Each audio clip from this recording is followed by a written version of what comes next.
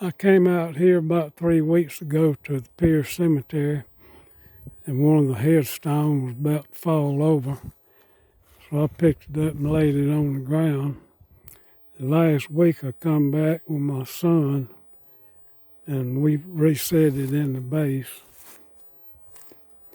The base wasn't level, so we dug under it and packed dirt under it, and we cleaned out the slot in the base.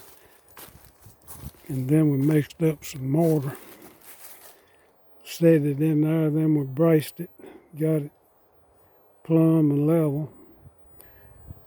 I was going to record it and I forgot to bring my camera. When I'm back today, I'm going to take the braces off of it.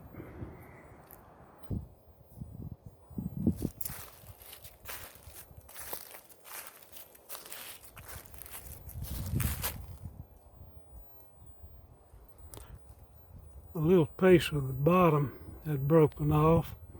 I didn't set it back in there. It's got good mortar in it. It ought to stay there.